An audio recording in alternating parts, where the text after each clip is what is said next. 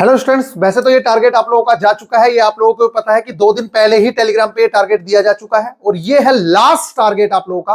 आप लोग सोच रहे होंगे कि भैया फिर दोबारा से देने क्यों आ गए। कुछ टिप्स एंड ट्रिक्स बताने को रह गई थी और जो जेई के एग्जाम से एनालाइज हुई है वो चीजें मैं आप लोगों के साथ शेयर करना चाहता हूं। अभी कुछ बेवकूफ टाइप के लोग आएंगे और वो कहेंगे एग्जाम होने को है और इसके टारगेट खत्म नहीं हो रहे। तो बेटा मैं आप लोगों को बता दूं कि ये कोई नया टारगेट नहीं चल रहा है। ये हम अपने बच्चों को रिवीजन करा रहे हैं। हमारे स्टूडेंट्स का जो टारगेट है वो एएलपी के एग्जाम से पहले ही कंप्लीट हो चुके हैं और वो भी एक बार नहीं, 3-3 बार।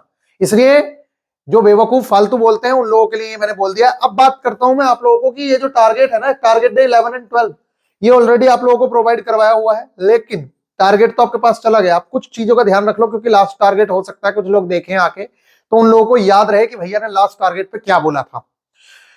एग्जाम इतने ही इजी आ रहे हैं, इतने इजी आ रहे हैं, सब लोग कर लेंगे। मैं कह रहा हूं अगर आप लोगों ने थोड़ा बेसिक भी पढ़ रखा ना, मैथ्स में अगर बेसिक भी पढ़ा हुआ है ना, सारे के सारे क्वेश्चंस बेसिक से आए हैं। जो मैं आप लोगों को जोर देता रहता हूं ना कि वो जो एग्जांपल्स दिए हैं मैंने, उतना कर लो उतना कर लो।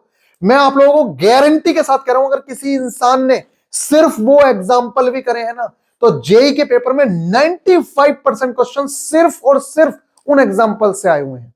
मतलब इतना इजी पेपर, एक थ्योरम पकड़ ले रहा है a+b+c का होल स्क्वायर, उस पर 4 क्वेश्चन ठोक दे रहा है। एक रीजनिंग के क्वेश्चन का टाइप पकड़ लिया, उसके 4 टाइप ठोक दिए। मतलब 4 सेम टू सेम क्वेश्चन, सिर्फ डेटा चेंज करके। इस टाइप की लापरवाही जेई के एग्जाम में देखने को मिली।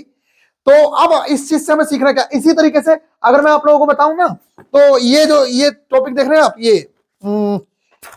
ये जो 8th चैप्टर है इसका, अपना एनसीईआरटी का जो 8th चैप्टर है, यहां से किसी शिफ्ट में इस टॉपिक को उठा लिया और भर भर के क्वेश्चंस पूछ रहा है। एक ही टॉपिक से, इसी टॉपिक से 5 क्वेश्चंस पूछ डाले। पूरी बायो छोड़ दी, पूरी 9th की छोड़ दी, 10th की छोड़ दी, सब छोड़ दिया। एक ही टॉपिक से 4 क्वेश्चंस डाल दिए। रिप्रोडक्शन सिस्टम से ही 4 क्वेश्चंस डाल दिए। उसका मन कर रहा है sexual reproduction in flower, reproduction उठाया है तो रिप्रोडक्शन से 5-6 क्वेश्चन हैं। इस तरीके की चीजें देखने को मिली है। वैसे तो आप लोगों को पता है कि आरआरबी स्पेशल टॉपिक ये हम लोगों ने पहले ही लिख के दे रखा है। Every line is important of this topic, ये हमने पहले से ही लिख के दिया हुआ है आप लोगों को और ये आप लोगों को करवाया भी गया है। एक एक चीज इसकी इंपोर्टेंट है। तो जेई में इसी तरीके की चीजें देखने को मिली है और मैं आप लोगों को बता दूं आगे आप लोगों को किस चीज का ध्यान रखना है। जो सबसे इंपोर्टेंट है मेरी तरफ से लास्ट सलाह वो ये है कि इस पेपर में आपने ज्ञान कितना अर्जित किया है उससे ज्यादा इंपॉर्टेंट ये हो चुका है कि आप उस ज्ञान को यूटिलाइज कर पा रहे हो एग्जाम में या नहीं कर पा रहे हो। आप लोग कह रहे हो भैया ऐसी क्या बात है। बेटा क्वेश्चंस जितने भी है ना वो सारे के सारे सबको ऐसा लग रहा है कि मैं कर लूंगा और हो ही जा रहे हैं वो क्वेश्चंस। इतने इजी लेवल के क्वेश्चंस थे जेई के अंदर भी कि सब लोग क्वेश्चंस बना सकते थे, लेकिन टाइम ले रहे हैं उसके इंस्ट्रक्शंस पढ़ने में, बहुत सारी चीजें। तो इस पेपर में जो अब आप टेक्नीशियन वाले स्टूडेंट्स हो आप लोग, आपको मेरी यही सलाह है, या आगे अगर आपका जेई का एग्जाम है, अगर 1 आध दिन का बचा होगा तो मेरी आप लोगों से बस एक ही सलाह है, कुछ भी हो जाए कुछ भी, पहली बार में बड़े क्वेश्चंस मत करना। पूरा पेपर हर हाल में देख लेना। ये बात मैं आज से नहीं बहुत सालों से बोलता आ रहा हूं आप लोगों से, लेकिन ये बात बिल्कुल सच साबित हो रही है। बच्चे लास्ट तक पेपर ही नहीं देख पा रहे हैं क्योंकि क्वेश्चन सब ऐसे लग रहे हैं ये भी हो जाएगा ये भी हो जाएगा, हो सब जा रहे हैं लेकिन टाइम बहुत ले रहे हैं। इसलिए आप लोगों से मेरी रिक्वेस्ट है, और लास्ट में क्वेश्चंस हल्के आ रहे हैं ये मैं आज भी कह रहा हूं आप लोगों से, लास्ट में क्वेश्चंस इजी आते हैं। इसलिए हर हाल में आप लोगों को लास्ट तक पेपर देख लेना है। बड़े क्वेश्चंस जैसे कि सीटिंग अरेंजमेंट या कोई ऐसा क्वेश्चन जो आपको पहली बार में समझ में आया उसको छोड़ के आगे बढ़ना है। जीके का क्वेश्चन नहीं समझ आ रहा है, दिमाग नहीं लगाना, आगे बढ़ो। सिर्फ और सिर्फ एकमात्र मकसद कि मुझे 100 क्वेश्चन पहली बार में देख लेने हैं। अगर आपने ये काम कर लिया, मैं आप लोगों को कह रहा हूं आप लाखों बच्चों को पीछे छोड़ने वाले हो। सिर्फ ये एक टिप भी आप लोगों को लाखों बच्चों से पीछे छोड़ देगी। दूसरी इंपॉर्टेंट टिप ये है मेरी, जितने भी एलपी के एग्जाम हुए हैं उन एग्जाम का यूट्यूब पे रीजनिंग के लेक्चर्स भी, मैथ्स के लेक्चर्स भी, सब कुछ अवेलेबल है।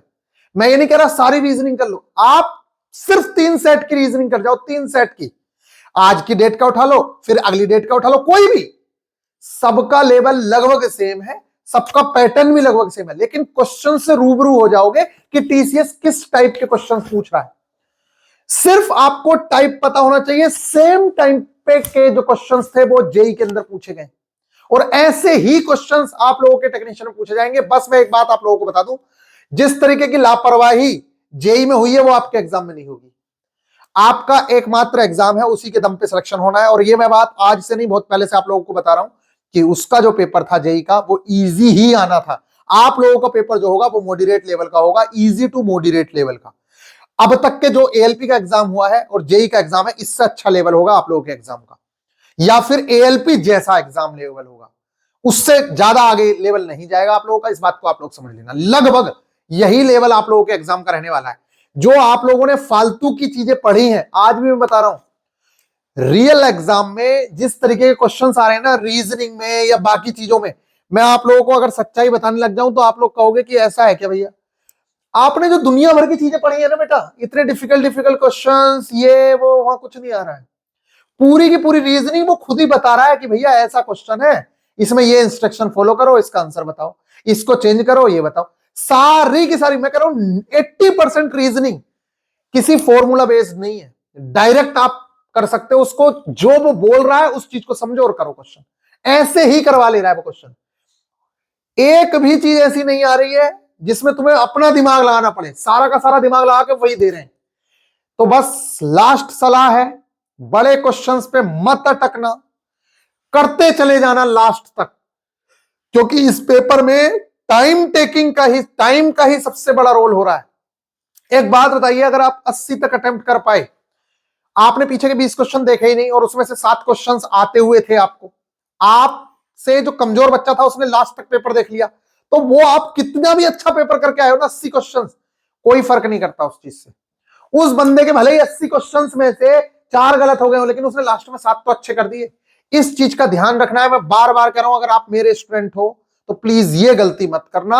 एक बात को 10 बार दोहरा रहा हूं, और आज नहीं 1000 बार दोहरा चुका हूं इससे पहले भी। इस चीज की गलती मत करना। एक तो एएलपी के पेपर देख जाओ थोड़ा सा पैटर्न, दूसरे नंबर पे मैंने आप लोगों को बताया कि पूरे पेपर में राउंड जरूर मार लेना, और तीसरा, बड़े क्वेश्चंस पे अटकना मत।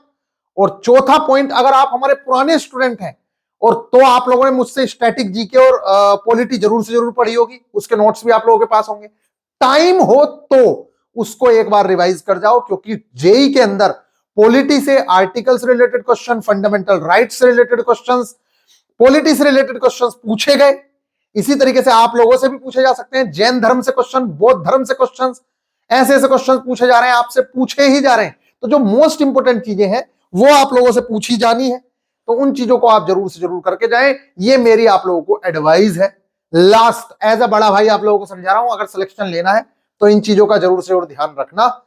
बाकी तो जो आप लोगों ने पढ़ लिया है अच्छी बात है, बस इस टाइम पे घबराओ मत, क्योंकि मैं आप लोगों को बोल रहा हूं पेपर ऐसा आ रहा है ना कि आप कहोगे यार पढ़ाई लिखाई का क्या फायदा हुआ, इतना दुनिया भर की चीजें पढ़ी, ये तो सब कुछ नहीं, ये तो सारी की सारा यहां से कोई आदमी नया भी आ जाएगा तब भी इस चीज को कर लेगा। थोड़ा सा फर्क पड़ सकता है बस, लेकिन जो आप लोगों ने दुनिया भर की फालतू चीजें पढ़ी है वो काम नहीं आ रही है। पूरा का पूरा पेपर साइंस का एनसीईआरटी से छप रहा है, और वो अभी भी मैं कह रहा हूं कि ऐसा नहीं है कि हर चैप्टर का एक लेवल था कि यहां से भी आएगा यहां से भी, ना ना ना, न्यू एनसीईआरटी ही फॉलो हुई है।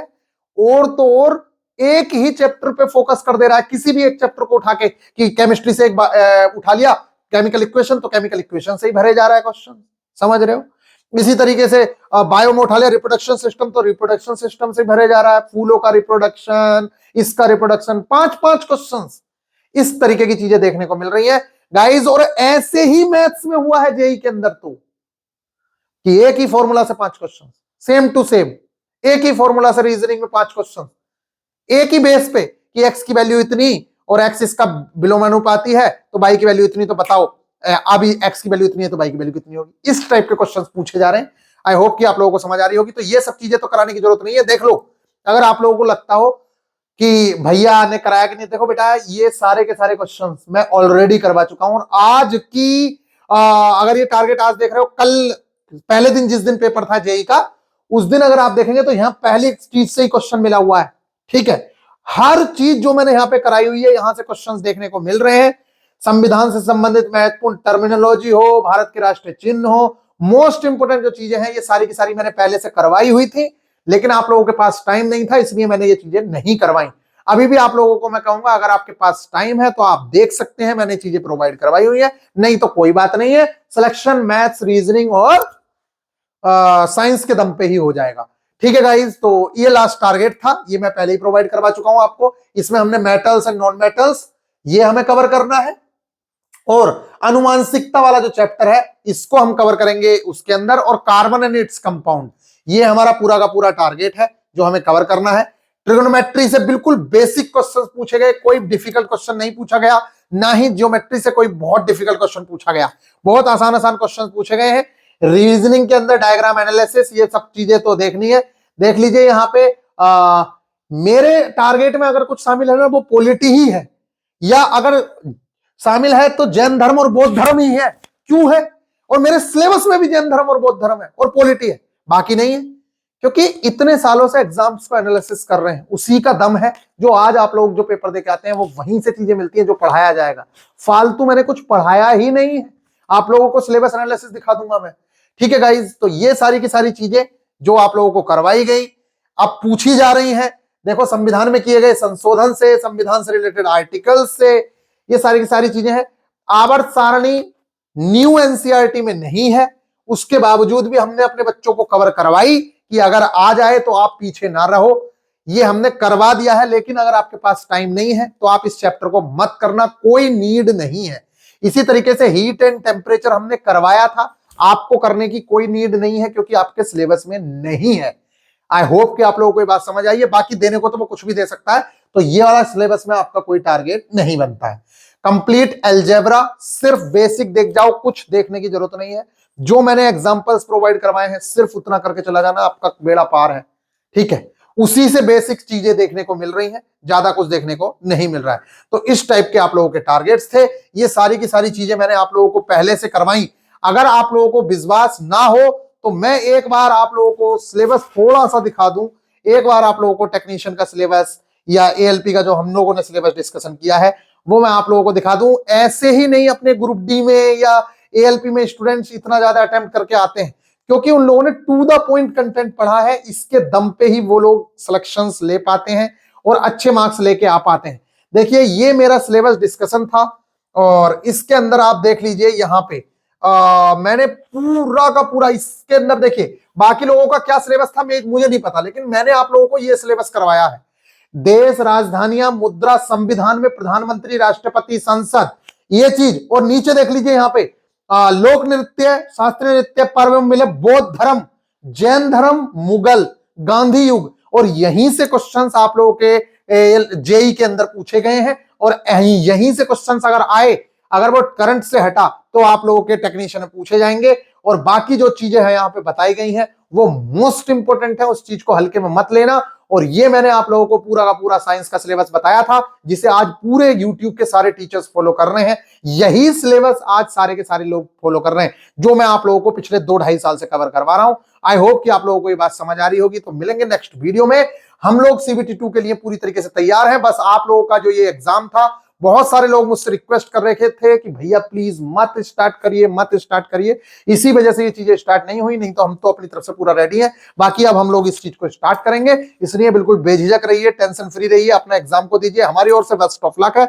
मिलेंगे नेक्स्ट वीडियो में, ख्याल रखिएगा, टेक केयर, अच्छे से एग्जाम दीजिएगा, डरना नहीं है।